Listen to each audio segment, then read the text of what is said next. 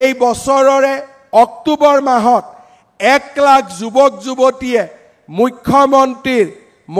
মুখ্যমন্ত্ৰীৰ আত্মনিৰ্ভৰ অসম আঁচনিৰ জৰিয়তে ব্যৱসায় আদি কৰাৰ বাবে 2 লাখ টকাকৈ লাভ কৰিব। সো ইতিমধ্যে আপোনালোকে জানিব পাৰিলে CM টিবুলে 2.0ত আবেদন কৰা যুৱক যুৱতীসকলে প্ৰায় 1 লাখ যুৱক যুৱতীয়ে 2 লাখকৈ টকা লাভ কৰিব অক্টোবৰ মাহত।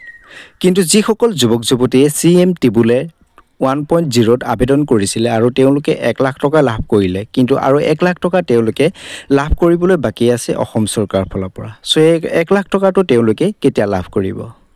সো আমি যদি এটা অনুমান কৰোঁ, আপোনালোকৰ আৰু এটা ভেৰিফিকেশ্যন হ'ব আগষ্ট মাহত, আৰু এই আগষ্ট মাহত যদি আপোনালোকৰ ভেৰিফিকেশ্যনটো কমপ্লিট হৈ যায়, তেতিয়াহ'লে আপোনালোকে ছেপ্টেম্বৰ বা অক্টোবৰ মাহৰ পৰা আপোনালোকে বাকী যি 1 লাখ টকা লাভ কৰিবলগীয়া আছিলে, এই 1 লাখ টকাটো আপোনালোকে লাভ কৰিব। কিন্তু নতুন যিসকল CM টিবুলে 2.0ত আবেদন কৰিছিলে, এই আবেদন কৰা যুৱক যুৱতীসকলৰ মাজৰ পৰা প্ৰায় 1 লাখ যুৱক যুৱতীয়ে লাভ কৰিব 2 লাখকৈ টকা অক্টোবৰ মাহত। সো এই বিষয়ে মুখ্যমন্ত্ৰী ডাঙৰীয়াদেৱে নিজে এখন সংবাদমেলত জনাইছে। সো তেখেতৰ এটা ভিডিঅ' ক্লিপ মই আপোনালোকৰ মাজলৈ এৰিছোঁ। সো ভিডিঅ'টো আপোনালোকে সম্পূৰ্ণ চাব আৰু এনেকুৱা নতুন আপডেট বহু বিষয় আপোনালোকে আমাৰ চেনেলৰ জৰিয়তে আগতীয়াকৈ লাভ কৰিবলৈ চেনেলটো ছাবস্ক্ৰাইব কৰি ৰাখিবলৈ নাপাহৰিব।